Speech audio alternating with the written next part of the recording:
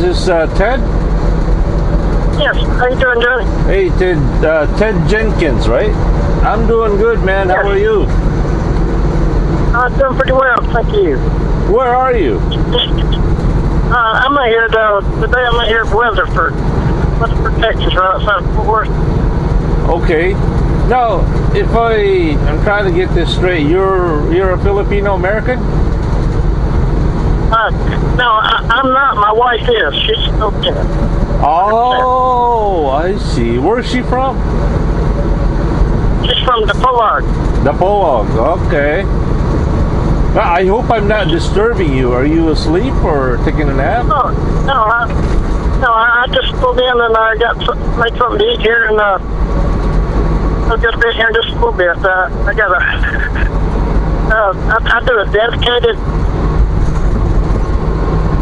I do a dedicated run. You might be interested in hearing about this one. I don't know, it's kind of different than most people run. So, my schedule varies a little bit, but I picked up in Duncan, South Carolina. You been over that way? Where the TA is? Exit 63 and 85. Yeah. I parked my truck there. Just 5 minutes from there. And I see. I go 2 miles up. I go 2 miles up the road. I pick up my load, and then I go straight to Nogales, Arizona, which is 2,000 miles. And I drop in here. I turn around and go right back to Duncan, South Carolina, and they unload me and reload me in the same door. I go home for 2 days. I do it in 5.5 days. I do about 700 something miles a day. So I knock it out in 5.5 days. But that's my route. I don't go anywhere else. That sounds pretty good. And it's not bad. It's it pays about $5,500 a week. I'm an owner operator, fleet owner.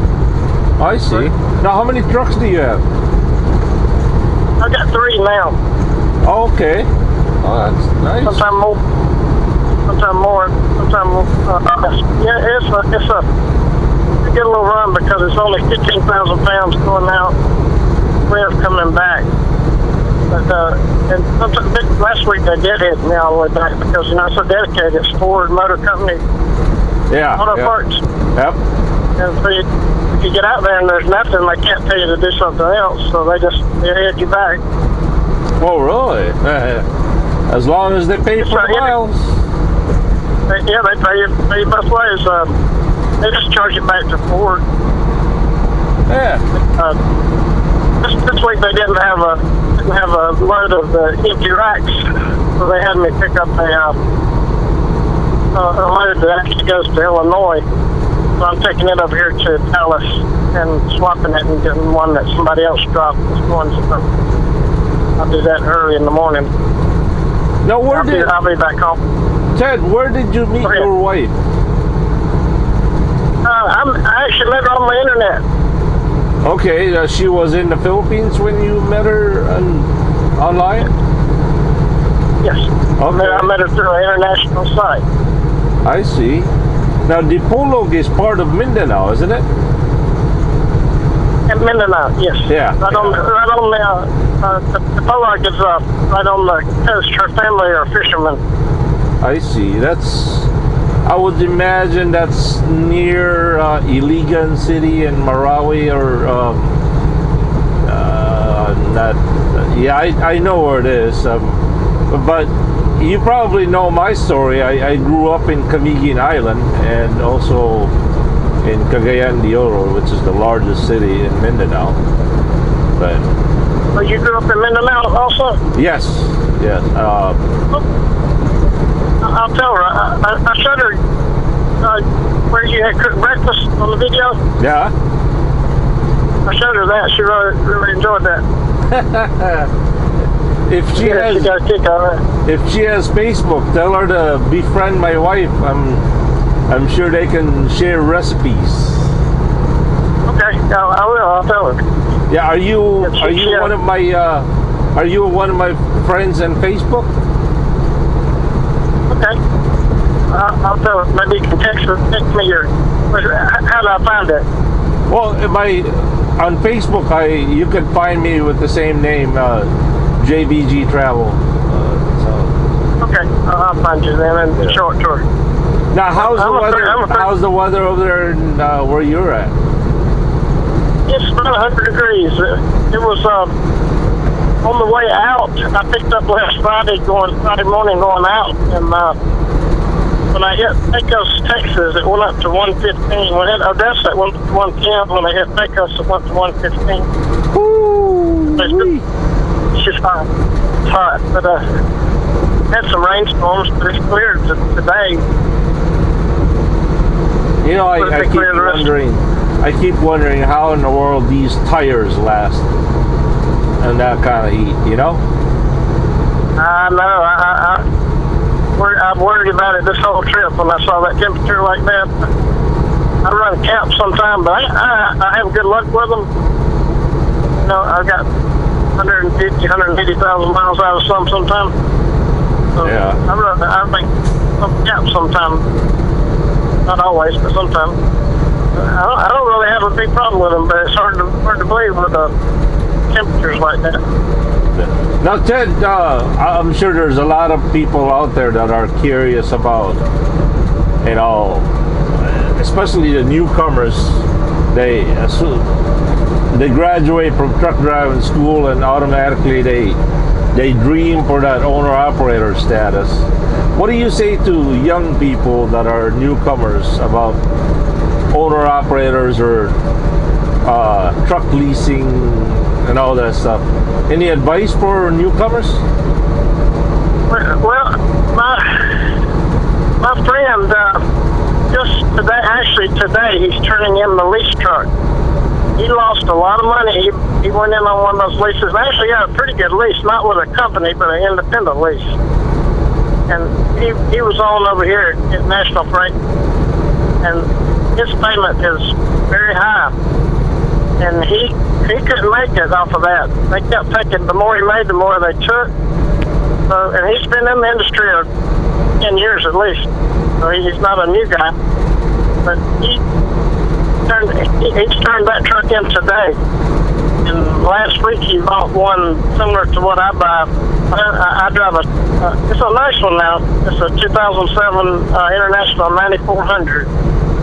But it was, you know, it's well kept and a nice truck, nice paint job and all that. But he bought something similar to that for around 25. I think my best advice to somebody would be, if you're new, to drive a few years and learn something about what's really going on, and see if you really want to do it, keep doing it. If you do, then buy a cheaper truck, because it'll never cost you as much as one of those new trucks or a lease truck. Yeah. If you've got a $30,000 truck, and you're going to have that thing paid for in a year, and it's never going to cost you. You know, these guys that are paying $800,000, $900,000 a week, they're paying out $40,000, $50,000 a year in payments. I can rebuild my engine, go through my transmission, rebuild the rear end, and new brakes, pretty much everything. That'll be with a new turbo, the whole works for $25. But, you know, it just doesn't. That's the guys I see messing up, is when they get in those high payments and high leases. Yeah, especially these new guys that are coming and automatically they're leasing the brand new T600 and oh yeah, T60 or whatever. I don't know. I think they're paying what, $800 a week or something like that. Well, one of the guys that I know, he's behind now. I think he's going to lose his. He's paying $1,080 a week, and you know, when you multiply that times 4.3, that's about $4,600 a month. Woo-wee. And see, I think I spend normally somewhere in the neighborhood, like this particular truck last year went 9 months off nothing but PMs. That's a good deal. You know, I mean, you look what I'm making doing that versus what they're making for that $1,000 a week payment. And I also tell them, I said, what happens if you step out of your truck one day and you step on some ice and you're out of work for the next 8 weeks? What are you going to do then? Yeah. Now, if you got a low payment or your truck's paid for, you can probably survive off that workman's comp, or maybe fall on the ladder or something at home. You know, and you're out of work, or it happens, right? Yeah. That lease payment keeps coming. For that big $1,000 a week, I just do not see unless you just buy a rundown junk truck, that it can cost you anywhere near what the payments will cost for one of these later, newer high-dollar trucks. Yeah. I just think, and my friends that have been owner operators a long time, they do it the same way. They buy the $25,000, $30,000, $35,000 trucks, have them paid for in a year, 18 months. And you can't help but make money. Now, as far as the economy is going, Ted, is it getting harder and harder to own a truck, or is the economy bouncing up, or what's going on with economy and trucking? I mean, it's not great. It's not great, the economy overall, but we really don't know where it's going. I trade the Forex market a lot, so I watch markets pretty closely, and the market is doing okay, but an economy is fair right now. It's not great, but it's fair. But anybody that gets into reefers, hauling food will be there, a lot longer than this other stuff that slows down. And it's more seasonal, so if somebody can pull a reefer, you're a lot better off. But I remember when it crashed back in 2008, and it was hard to get 1,500 miles a week. Yeah, especially for the flatbeds. Boy, they were falling off the cliff left and right. Yeah, it was bad. But then again, if you've got the truck that's paid for, you might can make it through that until it picks back up. Yeah. And if you've got the cheap truck or one that's paid for, you'll make it through it. But these guys that have got these big ones and operating in the good times, as soon as the hard times come along, they're out of luck. They don't last long. Ted, I've always believed that there's a lot of money to be made in trucking if your pockets are deep enough to take the pounding whenever the rough is whenever you're in a rough patch, because that way you can afford to sit in a truck stop for a couple of days waiting for the good load to come by. Ted, that's why I try to stay debt free. That way I can make it through those spots. Yeah. Well, Ted, I'm going to be losing my signal.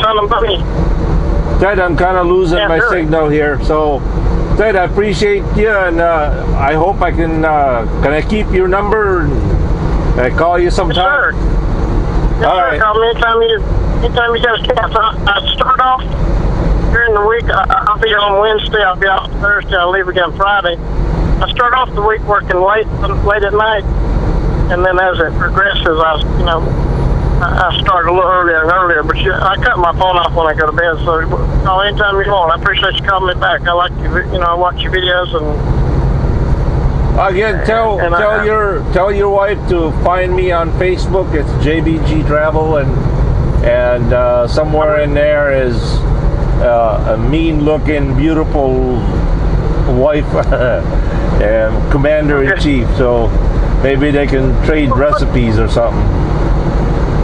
What's the name of the video? I couldn't find it again. You had cooked some king crab, I think. Coconut milk, I know my wife. Yeah, king crabs. I don't know. That was a long time ago. Probably just type in JBG king crabs, and maybe it'll come up that way. She cooks a lot like that same style that was coconut milk. Yeah. All right, Ted. We'll catch you later. Say hello to your wife for me. Okay. All right.